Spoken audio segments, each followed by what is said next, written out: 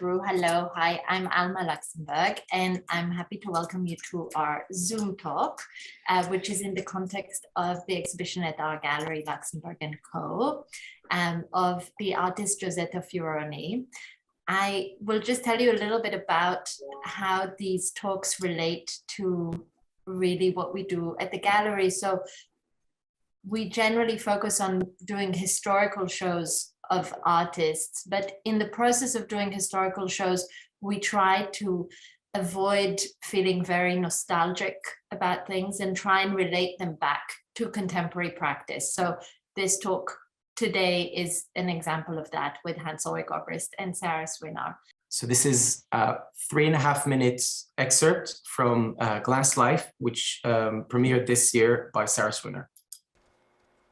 We appear to be both obsessive documenters of our experience, yet largely indifferent to or overwhelmed by the There was a before time, and there will be an after time. We return nowhere. Between life and death, we become other than ourselves. I want my shelf life to be long. Life points beyond itself. Or does it? He says the word image is in bad repute because we have thoughtlessly believed that a drawing was a tracing, a copy, a second thing. Distorted dream symbol.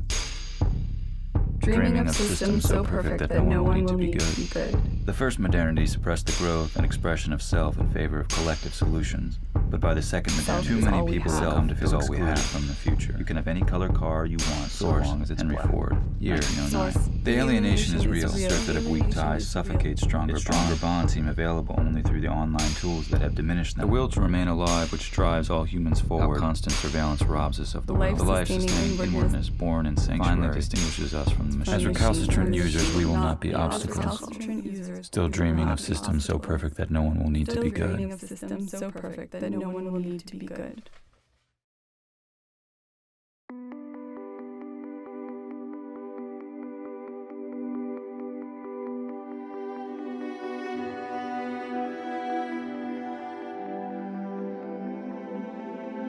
In the usual order of things, lives run their course like rivers.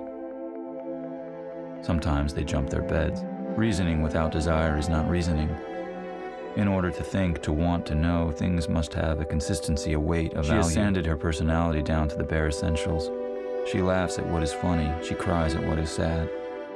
Under the gaze of an algorithmically constituted collective other. The ubiquitous face looking down upon us whose smile we desire dearly.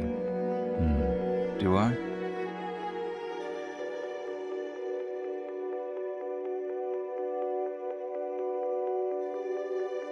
No more room for the eye of social media, the eye of performed identity in the name of profit, the eye of instrumentalized sentiment and performative justice.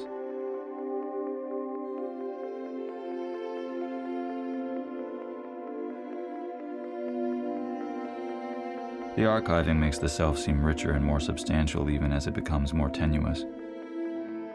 Everything is significant or irrelevant, depending on which view suits our needs. Perfect joy excludes even the very feeling of joy. For in the soul filled by the object, no corner is left for saying I perform my fabricated joy.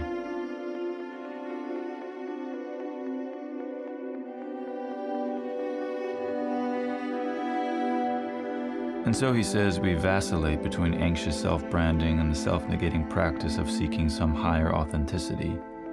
We have to watch ourselves become ourselves in order to be ourselves over and over again. We have to watch ourselves become ourselves in order to be ourselves. We have to watch ourselves become ourselves in order to be ourselves over and over again.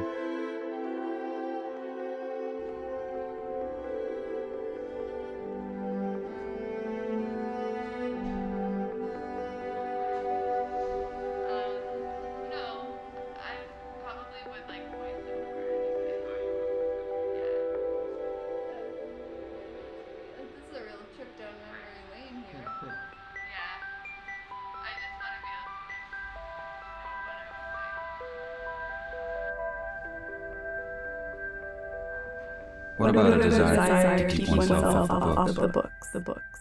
Yeah, thank you so much, and thank you so much, Alma and Yuval, for the wonderful introduction, and thank you so much, Sara. I look so much forward to this conversation here tonight, and it's great to meet here. I wanted to actually just say a few words about this studio visit. with Giosetta Fioroni, which is actually the encounter which was then transcribed as the interview in the catalog. And this really happened thanks to Francesco Vezzoli, because Francesco was curating the exhibition about television in Italy in the 1960s. And television was an extraordinary laboratory of experiments in Italy in the 60s. Rai, filmmakers like Federico Fellini worked for Italian television.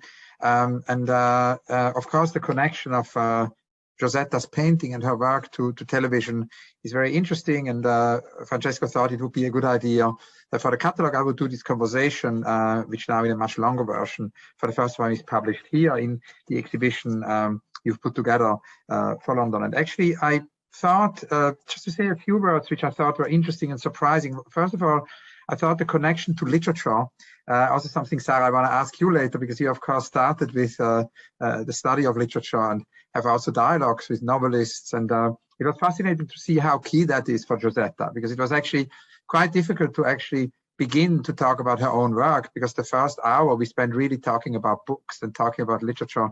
Of course, her late partner, Goffredo Parise, was the writer with whom she had the closest connections, but she also collaborated with extraordinary writers like Zanzotto or also Arbasino in Italy, did a lot of books together, and really, in a way, brought this dialogue between visual art and literature together. The other thing which I thought was very interesting was, of course, the beginnings in Rome. And I always wanted to kind of understand how this group came together. And of course, Yuval and Alma mentioned that actually Giosetta was part of a group of artists in Rome around the gallery actually the gallery La Tartaruga of Plinio de Martis.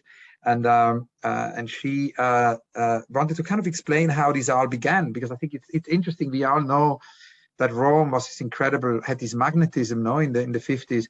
And she actually said that in a way, somebody who doesn't get credit enough is her teacher, Totti Scialoia, who during her times at the university, at the school, when initially she didn't feel inspired at all, suddenly got her super excited, because he gave a series of lectures on the free notion of art. And she said he almost reminded her of a mime artist, and explained Russian theater, explained Stanislavski, explained Malevich, then came to actors like Buster Keaton and Charlie Chaplin, and then basically talked to the students about Rothko. And then soon after, Rothko kind of visited Rome, and the young Giosetta Fioroni would meet Rothko.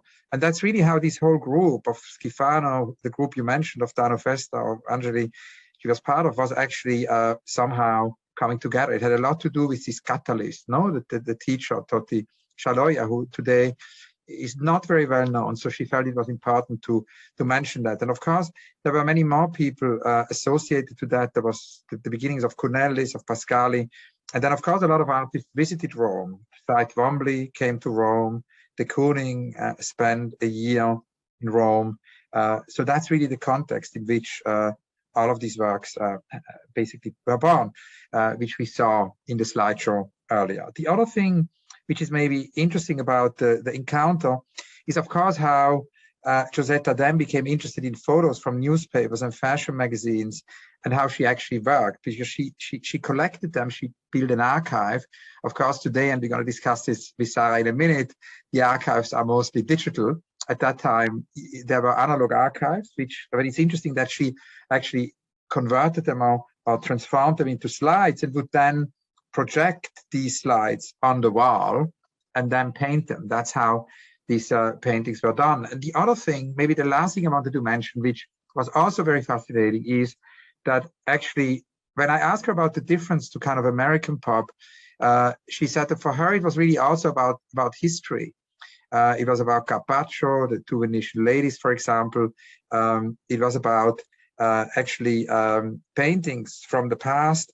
And she sort of thought that these very sort of extremely contemporary paintings could also be Vespucci or Simonetta. She turned to art from the past, Italian painters from the 15th and 16th century, and then basically translated these paintings into a contemporary language with this scattered silver which she would use a lot. And I mean, last but not least, I think also the idea that she actually went beyond painting and of course started to make these films, which you mentioned, but at the same time also worked actually on performances, on live art. There's a very legendary 1967 production of Carmen where she collaborated with Alberto Arvasino, and also Roland Barthes was very involved with that. He advised on the project, and then Gregotti made the stage set, and Giosetta would make the costumes. And this show, which was extremely criticized, it was almost like the ballet russe, no? When actually Diaghilev, for the first time with Stravinsky, they did the Rite of Spring. There was a whole agitation in the theater and people protested, and some people walked out. In a similar way, this very avant-garde moment actually of this Carmen production in 1967 created a scandal in Italy, but Roland Barthes defended it the next day in a text. And of course, a lot of innovation, which were never sort of put on stage, were made through that. And then after that, in 1968, she had yet another theater idea.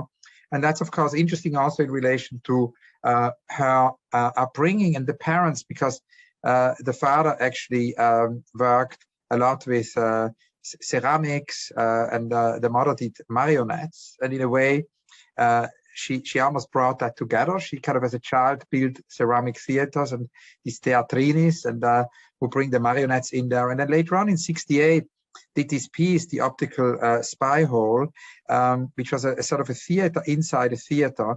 It was actually a little show, silent, with an actress who would perform a day in a woman's life. So it's actually really interesting also in relation to the cinema of that time. No, it made me think also of Agnes Varda and the Cleo film, for example, and many other films of the Nouvelle Vague. So we can also say that I think one thing which is important, because we were seeing here images of the paintings of Giosetta, and the films were mentioned. I think that her practice is really totally interdisciplinary. There are the costumes, there are the pieces on stage, the little theaters, the literature, the writing, the artist books. She has done many artist books. She's used letters as a medium. She has written extraordinary letters.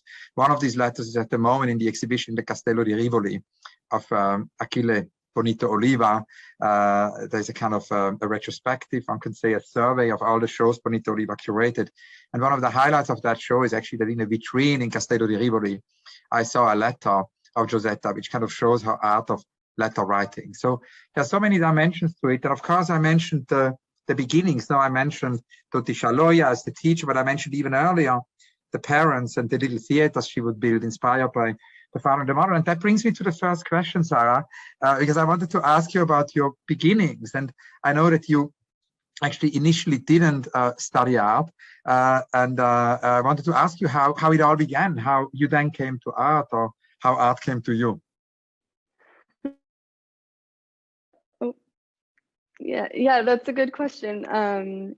I started studying literature and then I dropped out of school. So my beginnings are in literature as well. And then I studied graphic design. So those two things kind of come together in my work in different but connected ways. I think my work is a lot about bringing together sort of epic amounts of information and organizing it into a way that can be handed over to someone else and understood, which comes a lot from my design background. And then my work also involves hours and weeks and months of literary research and reference, and kind of all of my images begin with references in writing and thinking about how language kind of operates in the same way as images, and language can become distilled down and handed over to someone else and made into symbols in the same way that images do, which is, I think, something that Fioroni was interested in her work as well, as like the way that the world gets kind of distilled into digestible images that are then kind of circulated over and over again, and how we sort of find ourselves in them. So yeah, my beginnings in thinking about those things come from both literature and then design and advertising as well. And can you tell us maybe a little bit who from literature and design and advertising inspired you? And it's less, you know, about the genealogy, but it's more when Alexis Pauline Gams wrote this beautiful book about Sylvia Winter, Dab, and basically says it's more like when she writes with other people, no, or she thinks with other people. And I was kind of curious, who were the kind of artists, designers, writers you were kind of thinking with or working with at the beginning of your work?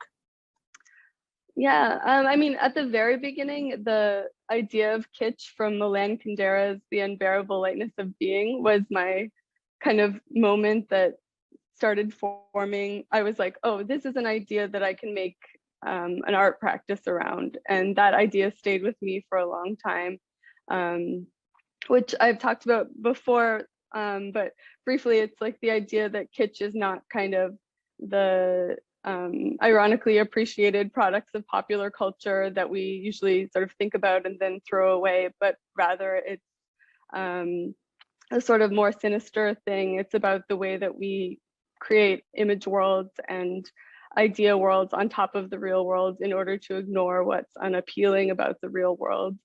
Most fundamentally, that it ends in death, or that we're in bodies that are going to fail, and that we kind of make the world more livable for ourselves through images. And that's an idea that I think is present in a lot of 80s cultural theory that I love as well. And those kind of theorists like Baudrillard and Barthes also actually were very formative to me as well. I think I've left them behind a little bit, but I guess they're still always with me. And of course, you used early on existing imagery, and that's a connection again to Giosetta Fioroni, because the portraits we saw are taken from magazines and newspapers. And as Flavia Frigeri in the excellent text on Giosetta describes, enhanced by Fioroni's trademark silver aluminium-based industrial paint, the woman depicted is simultaneously unspecific and stereotypical. So I wanted to ask you to talk a little bit about your use of existing imagery and the ways how you bring it into your work.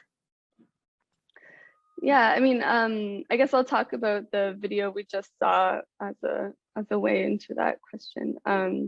In that video, I'm sort of pulling from this massive archive that I've been saving on my computer for years, and I wanted to make a film kind of made from my computer that maybe reflected the way that the internet feels, but if it had a direction and a logic that comes from one specific person rather than the sort of amorphous world that it actually forms. And so I pull from a kind of recent history. I like to find how images and forms and ideas that seem present in the current moment kind of have repeated themselves in the recent past, particularly in a kind of mid-century, a similar period to Giosetta Fioroni's work, but and thinking about how we've kind of always lived with these sort of reflections of ourselves coming from capitalism and coming from a world of popular imagery, but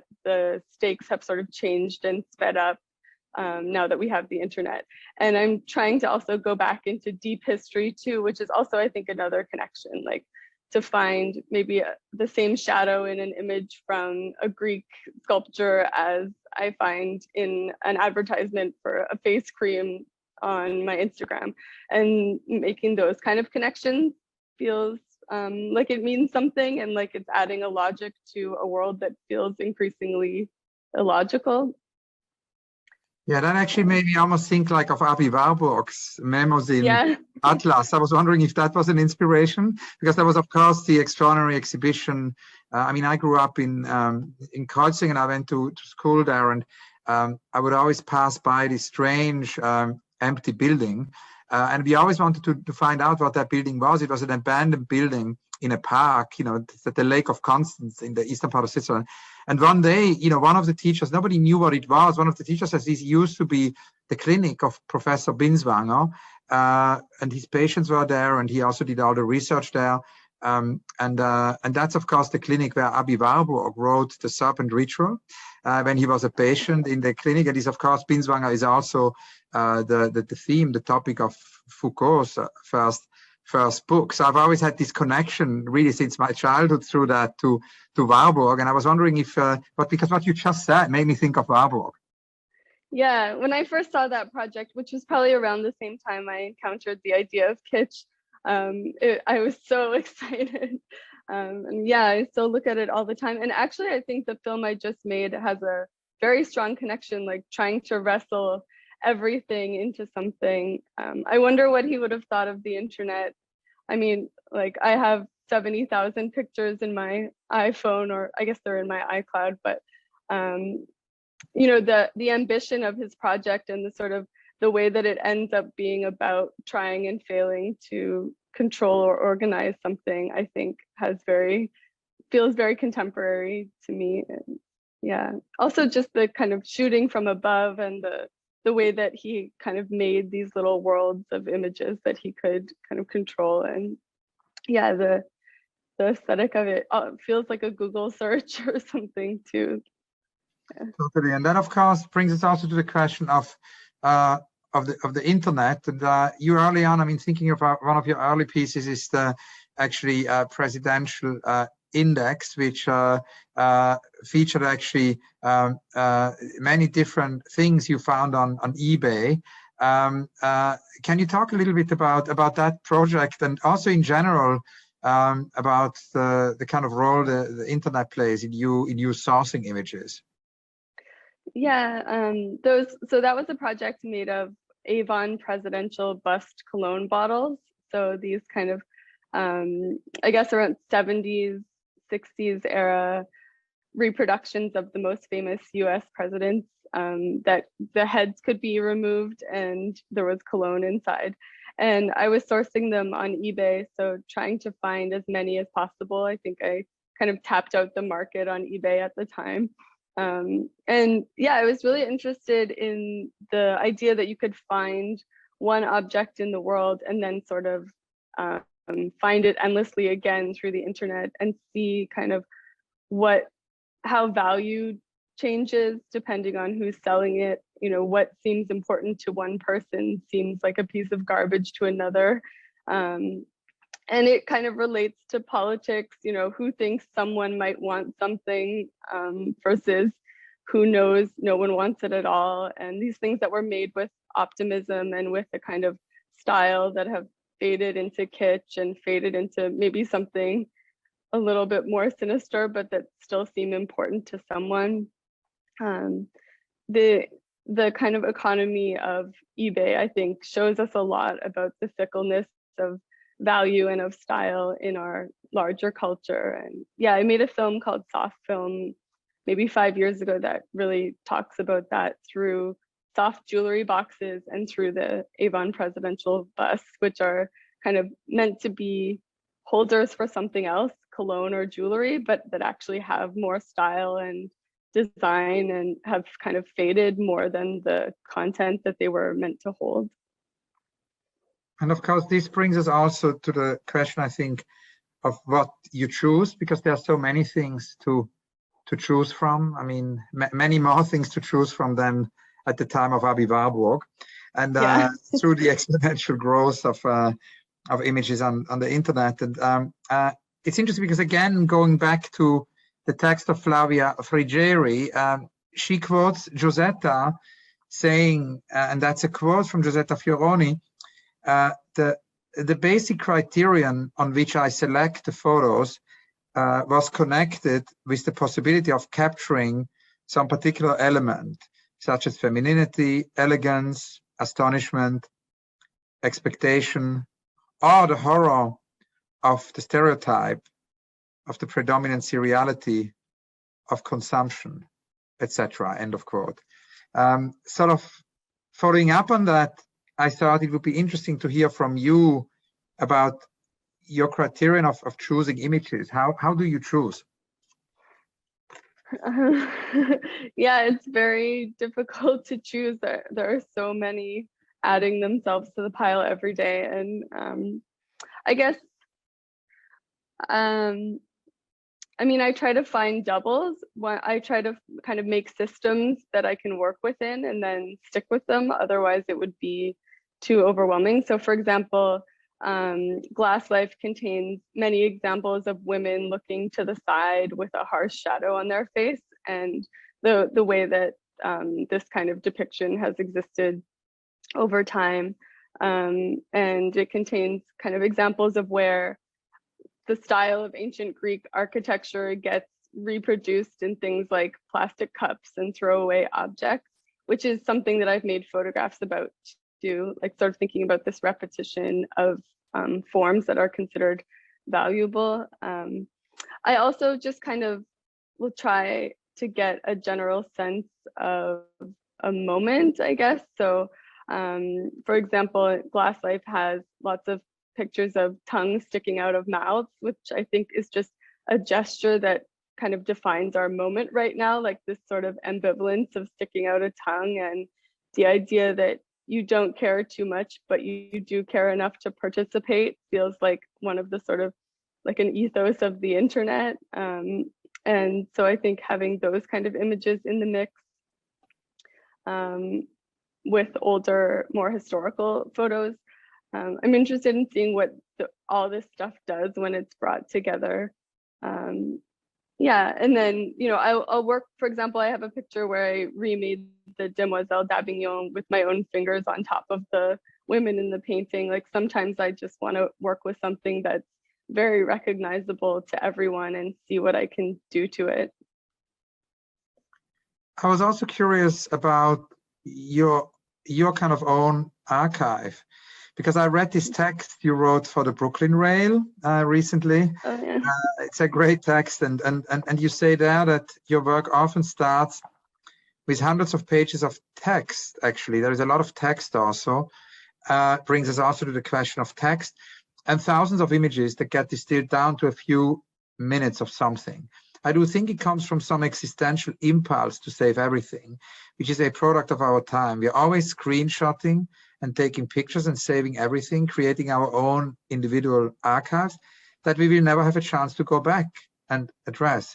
I've been thinking about this accumulation a lot this year, especially as things have moved inside, going back to my computer and making work from what I already have, passing ideas and images that get formed around the public eye or a shared way of seeing, which is always based in politics. So, I mean, this raises a lot of questions. One, about how your archive is actually structured. How are these 70,000 images organized? And do analog images still play a role? Do you also have a library? And then it raises another question, which is the question of the text. How is your text organized? Where do you get the text from? For example, I was watching again the Red film the other day, and there is, of course, also red text. There are questions which are being read from who is at the center of the vision here.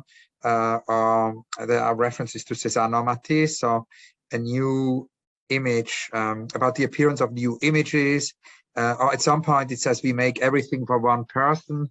Yeah, so I was curious about your text archive and where the text comes from. And then also in this quote is another aspect, how, of course, the lockdown and the last 18 months also changed in a way the way you work and connect to archive, because you actually went back in a way to your archive, kind of knowing that we might never have the time to go back. You suddenly found the time to go back. So it's kind of three out of this wonderful quote, or Taxi the Brooklyn Rail, like three questions pop up. Yeah. Well, yeah, I mean, I feel definitely overwhelmed by how much stuff I've saved in my lifetime, and even how much stuff I saved this week. And, you know, I feel like there's this idea now that we're all supposed to screenshot and save and copy pieces of text, and we're all kind of constantly making new images and whatever captions to go out into the world. I mean, not all of us, but many of us. And that we're all kind of saving and saving, and that it has no physical location. So each of us has an archive, but we can't kind of bring it meaningfully to bear on our actual lives because there's never going to be a chance to go through it all. And the pace of saving and looking is much too fast for addressing and thinking. And that's something that both actually Red Film and Glass Life tried to get at, is like, how do you find a sense of yourself and of the truth, or of where your footing is or where you stand when there are just so many things to look at and to consider all the time. And so to that end, I also think having a physical archive feels like an antithesis to that. And I do have a big physical archive in my studio, which is very disorganized. And part of my process is kind of looking for one thing and not being able to find it, and then finding something else instead. And the last film I made, Glass Life, was made in physical space that kind of mimics, I guess, a scroll or a digital space. So everything is organized and printed on grids in the studio and then refilmed from above. And I think that without the sort of physical version of it, it would just completely overtake and overwhelm me. So I try to print things out and keep them and save them. And I kind of have more reverence for images that I find in the world still than for ones that I find online. I don't know what that says. Maybe I'm just too nostalgic, but I think there's something about making sure to stay grounded in a physical archive that kind of makes the whole thing possible to contend with at all. Otherwise, it would just be impossible. And then for the text archive, I'm just reading constantly and saving lines, and I almost don't know where some of them came from by the time I'm trying to make something out of them. I'm also writing all the time.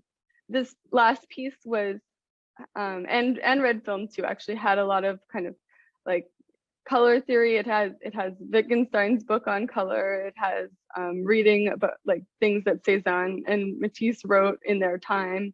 And then it has sort of more contemporary design pieces about rose gold, or kind of how colors are used to sell things, which has been a long-standing interest of mine.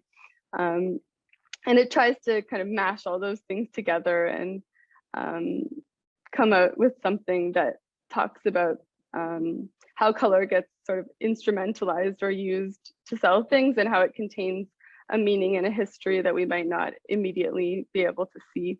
I guess that's a bit of a tangent, but just one example of how I'll kind of collect pages and pages of text and then go through and find a narrative about a color or about a particular political moment, or about, I've been thinking a lot about how we form ourselves against images and against the sort of flow of news that we live within. So I'll go through and sort of find everything that relates to that somehow, and then it kind of forms a new text. Thank you. And of course, colors, that's something, it's not beginning with actually Red Film, it's already in rose gold, which is a research really on color and on the emotional kind of impact color can have. And that's of course a whole other archive, a whole other aspect of your work. And actually rose gold takes the format, one can say, almost of an educational film. Can you tell us about that piece? Because that's clearly the predecessor in that sense, in terms of color, to what you just described. Yeah, so Rose Gold is about the Rose Gold iPhone, which came out, I guess, in 2015. And I thought that it was the most perfect object for my art practice. It felt like a gift from Apple or something, but also it's kind of horrifying. Like, it's the same object we already have, but sold as a new one under a different color, which is kind of something I've long been interested in, the way we sort of find new ways to desire things and find new ways to stay connected to the world through desire, by wanting things that we already have, or by wanting things that we sort of know how they're working on us, but we accept them anyway. And not that it's even entirely bad. So Rose Gold, because of all those things, was I don't know, it felt like something I had to make a project about.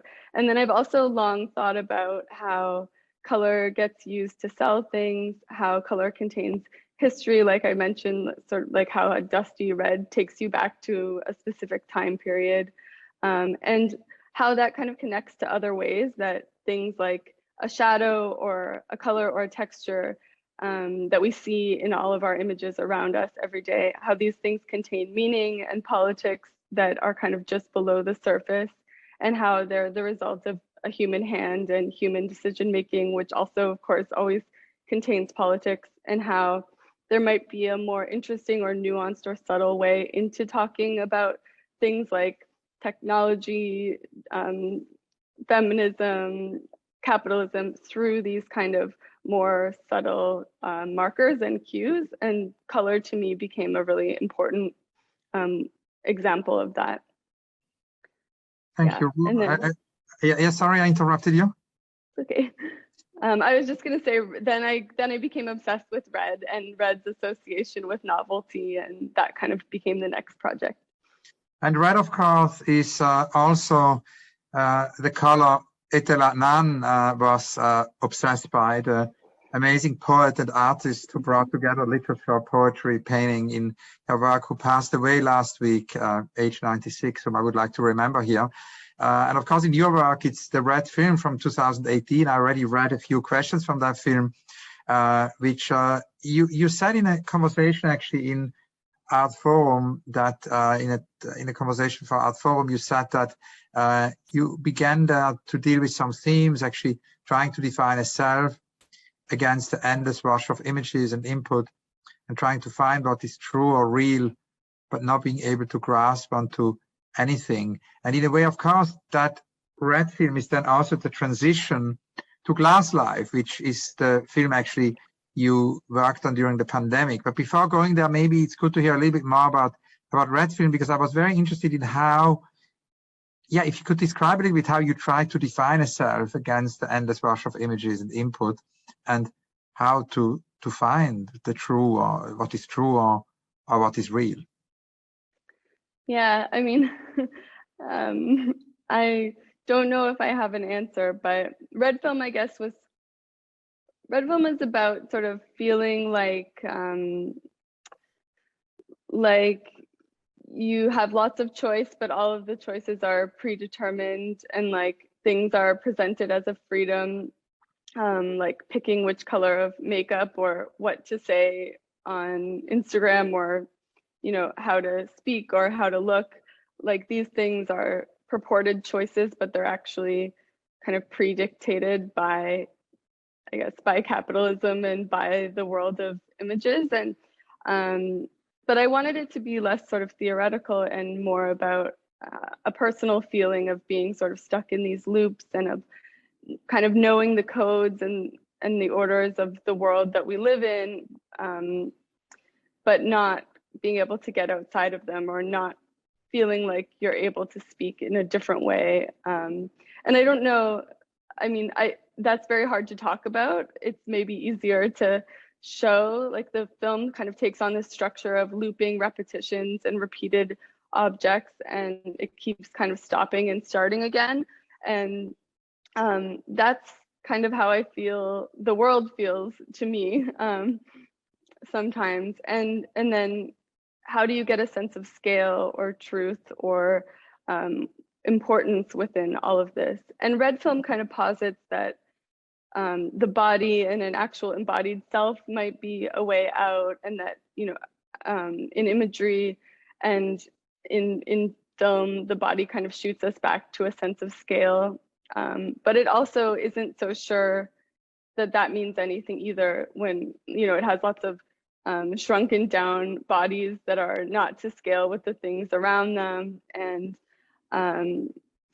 every time it kind of tries to find its footing, it starts again.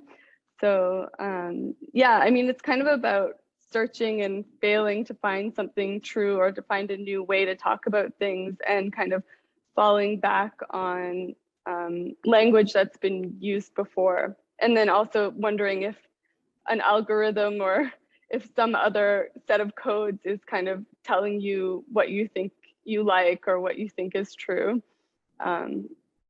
Yeah. And it brings us to Glass Life, which is actually a large screen which seems to scroll through a relentless stream of photos, selfies, emojis, videos. So there are still images and there are moving images. There is also zooming. And I wanted to ask you to tell us a little bit about the genesis of Glass Life, because it has, of course, to do with you in a way returning to the archive and returning to your own archive. You say that, you know, historically an archive is what people in power decide can be said, accepted, or looked at. The power today lies with the few giant tech conglomerates who make us think we must document everything. We feel we are creating something tangible, but these personal collections cannot really be brought to bear on our actual experience in a meaningful way. And that, of course, brings us to Shoshana Zuboff and the idea that we are living under constant surveillance, as you write in this Art Forum piece, without the privacy needed to really form ourselves against the world of images. So yeah, clearly it's a follow-up piece to what you just described. So I would love to hear a little bit about the genesis of this piece and yeah, and how this situation of basically the lockdown prompted you to go back into your own images. Yeah, I mean, yeah, Glass Life is a very personal piece. It kind of mixes images from the world and from everything that happened last year with my own archive of, you know, a video of a donkey that I saw, or a video of the car window, and then much more commercialized images that I pull from the internet as well. And I guess I was continuing to think through the idea of Shoshana Zuboff's book, which is essentially about the idea that if we can't kind of remove ourselves from being watched and being seen, and from this kind of algorithmically constituted eye that watches us all the time, whose desire or whose approval we desire but can't quite put our finger on, that we can't really form a self or ever feel good. Like, I also just felt from a personal level, like it feels bad to kind of have compulsory participation in these systems, but the rewards are also addictive. And you know, I feel that. I think a lot of people I know feel that. And so I was trying to kind of make a form for a film that reworks the way that this kind of hum of information, punctuated by something very beautiful or very scary, how this feels and how it looks. But if it had an actual direction and a logic towards something that was meaningful on a personal level, and that went further back in history, and that kind of organized the chaos into something, at least for 19 minutes, that kind of comes out with a personal viewpoint and with a kind of cogent idea of what it felt to be alive last year. And that was an enormous task that took over my life for a year. I'm still thinking about how it turned out. I mean, when you're watching it in the gallery, you kind of, there are 6 screens, you never really know where to look. Like, there are kind of 6 different videos happening at once. And I think it mimics also the feeling that we never quite know what to look at and that we're always missing something. I think it feels both sad and sort of hopeful about the future. And then it has this kind of character who maybe is a substitute for me, maybe isn't, of the swimmer, who's sort of maybe a way out of this world and has a freedom to swim through everything and to leave behind what she doesn't need, but she's also kind of stuck in the world. And so it has this sort of ambivalence about how kind of digital worlds became a way out and are a source of pleasure and a source of attention that, you know, can feel good, but it's also kind of a trap. Actually, I was just thinking what you just said brings us back also to Giosetta Fioroni, because Giosetta also told me that, you know, the relationship to images she found in advertisement and in magazines was kind of a mix of curiosity and fascination, but also criticism at that time. So, and of course, the images in this piece you just described are from the computer. There are, as you told us, physical images from the studio, but also footage from films. And of course, we heard from Yuval before about the films of Giosetta Fioroni, and I think it's interesting that in a way the connection to films, the painting and film connection, and I've always been fascinated by actually the fact that despite the paintings not moving, they kind of do not unfold through time in the same way that actually films do, and the paradox that they kind of manage to embody something of cinema, of literature, of that sense of narrative progression, as you know, Giosetta described to me. So in a way, she was interested in this narrative aspect of art, and he connects it also to someone like Hervé Telemaque, for example, who founded a whole, you know, narrative art movement in the 60s. And you work, of course, both with still images like Giosetta, but also with moving images. So I was curious a little bit, you know, if you can maybe speak about how the different media relate differently to narration and progression, because I think this new piece, actually, the class of is a very interesting example where you bring it all together in a way. Mm-hmm. Yeah, I mean, Giosetta's work kind of has this like stutter in it almost, or it looks like it was going and then it stopped, and it feels like it's it was frozen as it was moving, which I think is really interesting and feels kind of, I don't know, ahead of its time. Some of them feel like windows open on a computer screen or something, but maybe that's not, maybe she wouldn't like that. It's an interesting image to think about. But yeah, I mean, in my own work, I kind of felt like I wanted to explore the narrative potential of video and the way that you can kind of actually explain. Like, I worried that so much of the research that I was doing was being lost in a photo. Of course, you also have to just be brave enough to say, I don't need anyone to know all the research that I did. Like, here's the image that I'm giving, and that's enough. And sometimes I feel that way, and sometimes I feel that I want to be able to actually talk in my work and quite literally say what I mean, although maybe not in the most clear way. And yeah, I mean, I think her work, I don't know, it feels like she was using still images to talk about a kind of speed of images that must have felt overwhelming in her time.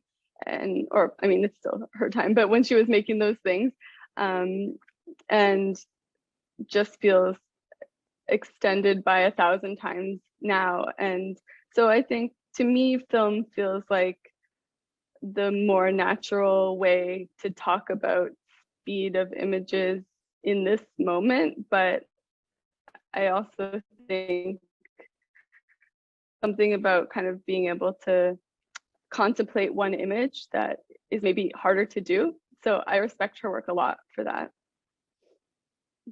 Now, in the film, of course, there are in the piece, actually, there is also a character actually which plays a very important role, a swimmer character from Turbo Squid, and that's actually an image you bought from a company. It's a 3D graphics.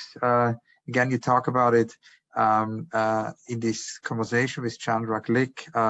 Can you tell us a little bit, because that's that image of the swimmer is not only recurrent in the piece, but it seems also to be one of the very sort of first things you knew when you began the piece, that you wanted to include that.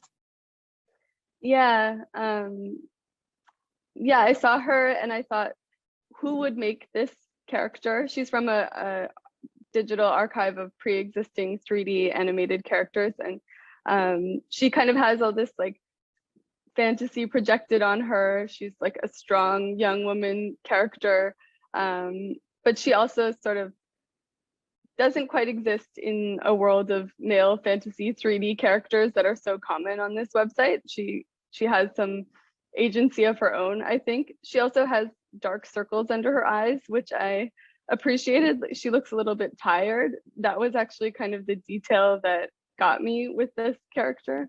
And I knew that there would kind of be a kind of heart to the film where she would suddenly have a freedom within the world of images and objects that have become kind of overwhelming by the point that she enters the film, and that she would be able to kind of be disembodied and move through everything and do whatever she wants within this world, and that it would be the kind of redemptive moment of a film that is kind of quite pessimistic but tries to also see both sides of the situation.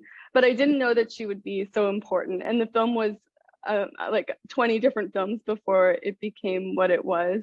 So but yeah, she's kind of the heart of the film, I think. And of course, Glass Life brings us towards the end of this conversation to the present, to now, and obviously this is a virtual conversation, and I'm very curious, what if we were now in your studio, what would we see? We see in the background, we see some images. It would be great to hear what you're working on at the moment, and what are the next projects. And yeah, it would be great to hear, as we've been listening to you and seeing this conversation we saw in the background, all these images. It would be great to hear what these images are in the background. Oh yeah, well, these are actually screenshots from the film that we just watched, and this is a photo. I don't know if you can see of my friend Tracy, but I'll show you my whole studio. So yeah, I'm working on some photos now. I'm kind of switching into that mindset for a show in Canada. But I'm also kind of rethinking Glass Life and how it can be installed in ever more overwhelming ways, and how it will continue to evolve as both a physical project that kind of surrounds the viewer, and as a kind of structure that I've built that can fit many different things. And I'm still thinking about the future of that project. I'm going to install it at ICA LA in February, so I'm working on that. And yeah, just always making things. I'm making lots of collages, kind of like this one. And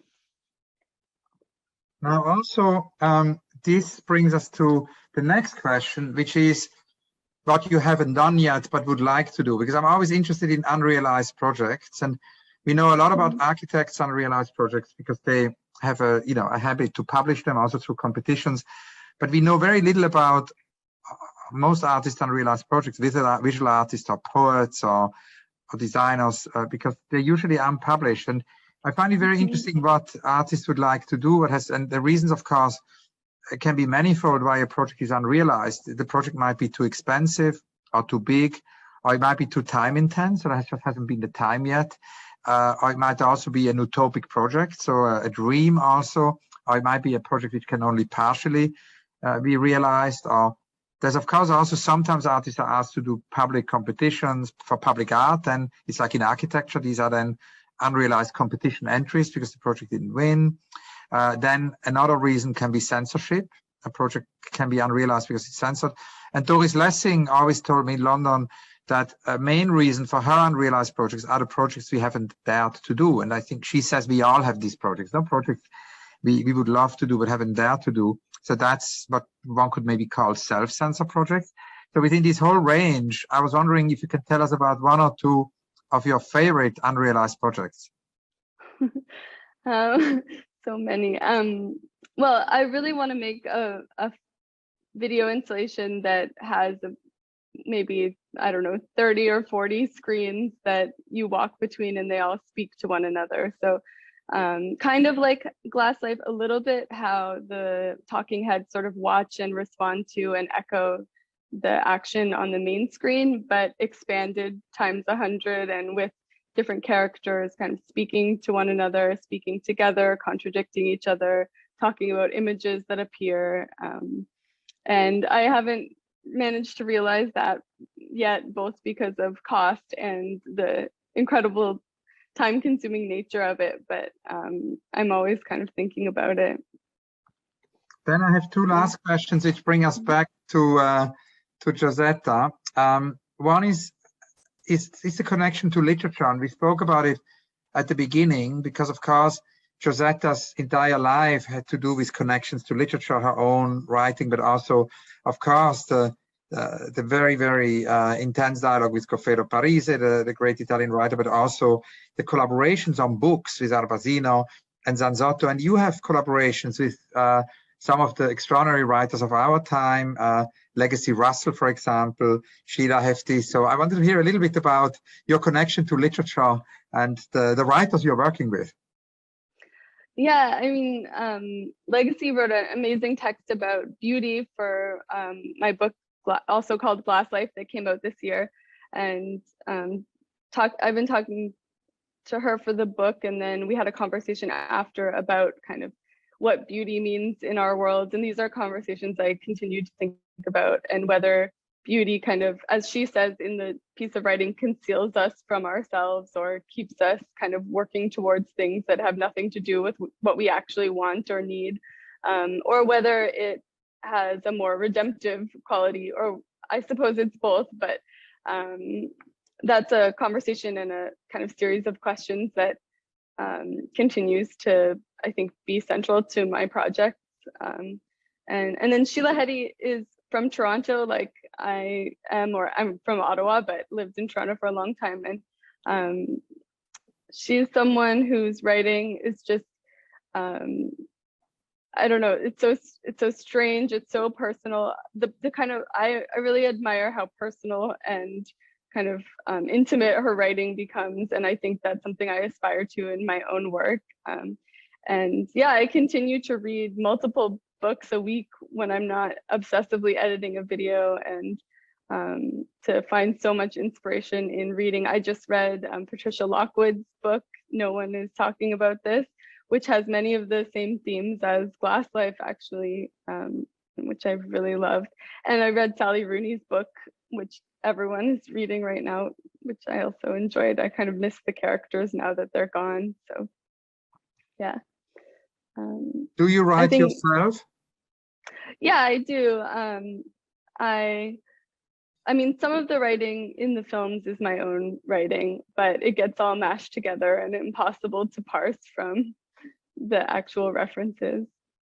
But I haven't really been so bold as to think I would publish anything outside of the context of a film, but I do write all the time as kind of a daily practice.